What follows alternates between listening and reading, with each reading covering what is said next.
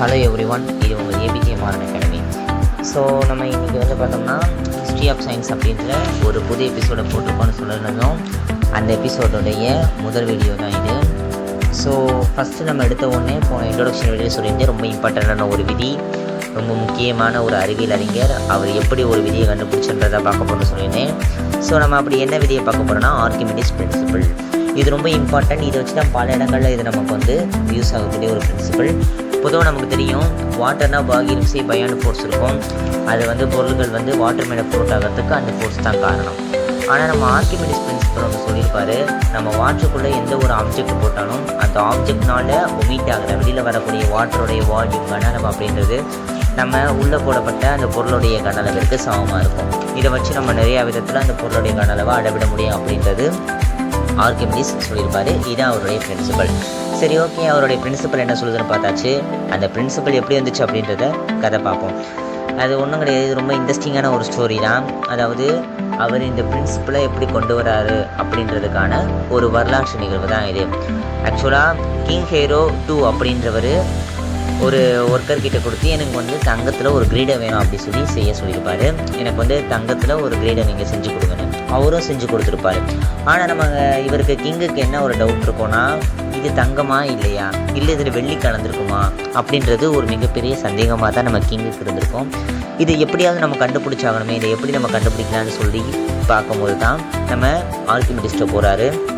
எனக்கு இந்த மாதிரி இது தங்கமா இல்லையான்னு சொல்லி நீங்கள் கண்டுபிடிச்சிடறோம் அப்படின்னோடனே ஆர்கிமிடிஸ் ஓகேன்னு சொல்லி அந்த சேலஞ்சை அக்செப்டும் பண்ணுறாரு.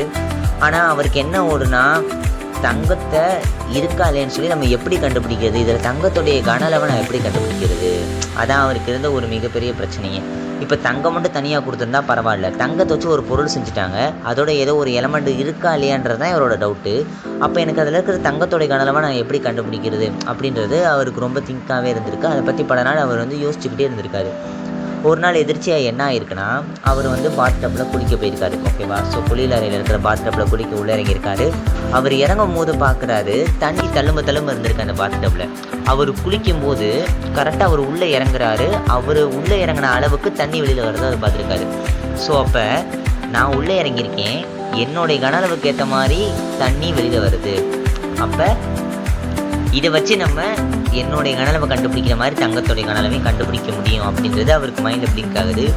குளித்தவர் ட்ரெஸ்ஸை கூட மாற்றாமல் குளித்த அதே துணியோட ஓடி இருக்காரு அரசனை நோக்கி.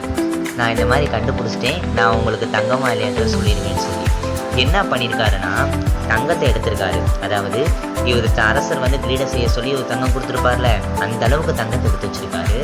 அதே சமயம் அவரோட கிரீடத்தையும் ஒரு கையில் வச்சிருக்காரு. இப்போ தங்கத்தை தண்ணிக்குள்ளே மூழ்க வைக்கிறாரு. அதனால வெளியில் வரக்கூடிய தண்ணியோடைய கனளவை எடுத்து ஒரு கிளாஸில் வச்சுக்கிறாரு. இப்போ நம்ம ஆள் செஞ்சிருப்பாரு பார்த்தியா, இவர் கொடுத்து செஞ்சார்ல ஒரு கிரீடம், அதை தண்ணியில் மூழ்க வச்சு அதனால வெளியில் வரக்கூடிய தண்ணியை எடுத்து கிளாஸில் பார்க்குறாரு. ரெண்டுத்தோட அளவும் வேறுபாடு இருக்குது. ஆக்சுவலாக தங்கத்தோட வெயிட் மாறாது. இவர் கொடுத்த தங்கத்தில் அவர் செஞ்சுருந்தாருன்னா 2 கிளாஸில் இருக்கக்கூடிய வாட்டரும் ஈக்குவல் அளவாக இருந்திருக்கணும். ஆனால் இங்கே அப்படி இல்லை. நமக்கு ஒரிஜினலாக அவர் வச்சுருந்த அந்த பியூர் கோல்டுலேருந்து வந்த தண்ணியோட அளவை காட்டிலும் கிரீடத்துலேருந்து வந்த தண்ணியோட அளவு கொஞ்சம் கம்மியாக தான் இருந்திருக்கு. இதிலேருந்து அந்த செய்ய சொன்னவர் வந்து பார்த்தோன்னா கோல்ட் ஸ்மித் வந்து சில்வரை கலந்துருக்காரு அப்படின்றது கண்டுபிடிக்கிறாங்க. இது மூலமாக அவருக்கு பனிஷ்மெண்ட்டும் கிடைக்கிது.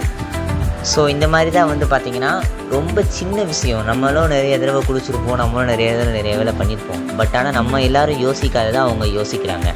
எப்படி ஆல்பர்ட் ஐன்ஸ்டீன் பாருங்க, நியூட்டனோட தலையில் ஆப்பிள் விழுந்ததுக்கு அவர் எப்படி கிராவிட்டியை கண்டுபிடிச்சாரோ, சின்ன ஒரு பாத்டப்பில் இருந்து இவ்வளோ பெரிய பிரின்சிபலை ஒரு மனுஷன் உருவாக்கியிருக்காருன்னா அது எவ்வளோ பெரிய விஷயம். இதை வச்சு தான் நமக்கு வந்து ஷிப்பு அது இதுன்னு நிறையா வகையான விஷயங்களை வந்து நம்ம இதை வச்சு தான் பண்ணுறோம். ஸோ இது ரொம்ப ரொம்ப இம்பார்ட்டண்டான பிரின்சிபல். இது உங்களுக்கு 9th இருக்குது, 10th இருக்குது. ஸோ 11th and 12th கூட இதை நீங்கள் டீப்பாக படிக்க போகிறீங்க. இந்த பிரின்சிபலை நீங்கள் நினைக்கலாம், இது என்னடா பிரின்சிபல், சும்மா மேலோட்டமாக பார்க்குற பிரின்சிபல் தானே, இதுக்கு இவ்வளோ பெரிய விளக்கம் தேவையானு. இதை கேட்குறப்போ உங்களுக்கு ஒரு இன்ட்ரெஸ்ட் வந்துடணும்னா ஓகே, இட் இஸ் யூஸ்ஃபுல் அப்படி சொல்லி நீங்களே சொல்லிக்கலாம். ஏன்னா அது ரொம்ப இன்ட்ரெஸ்டிங்கான ஒரு ஸ்டோரி. இனிமேல் உங்களுக்கு அந்த பிரின்சிபல் பார்க்கும்போது மறக்கவே மறக்காது. எத்தனை தடவை அதை பரிசலை கேட்டாலும் நீங்கள் இந்த சின்ன ஒரு ஸ்டோரியை வச்சு அந்த பிரின்சிபல் ஈஸியாக நான் வச்சுக்க முடியும். ஸோ அவ்வளோதான், நம்ம இன்றைக்கி ஒரு சின்ன ஸ்டோரியோடைய இந்த எபிசோடை இன்றைக்கி நம்ம முடிச்சுக்கிறோம். நாளைக்கு வேறு ஒரு ஸ்டோரியோட நான் உங்களை வந்து பார்க்குறேன். சார் ஸ்டோரியை போட்டிங்கன்னா பாடல் சம்மந்தமான வீடியோ கிடையாதுன்னு கேட்டால் அதுவும் இருக்குது. பட் இந்த ஸ்டோரி அப்பப்போ வீக்லி ஒன்ஸ் அந்த மாதிரி நான் வந்து புதுசாக ஸ்டோரி எடுத்து உங்களுக்கு இந்த மாதிரி போட பார்க்குறேன். இது வந்து உங்களுக்கு ரொம்ப இன்ட்ரெஸ்டிங்காக இருக்கும். ஸோ இந்த எபிசோடு பிடிச்சிருந்துச்சுன்னா சப்போர்ட் பண்ணுங்கள். அப்போ தான் நெக்ஸ்ட் இந்த எபிசோடை நம்ம தொடர்றதுக்கு எங்களுக்கு ரொம்ப யூஸ்ஃபுல்லாக இருக்கும். லைக் பண்ணுங்கள், கமெண்ட் பண்ணுங்கள், உங்கள் ஃப்ரெண்ட்ஸுக்கு இதை வந்து ஷேர் பண்ணுங்கள்.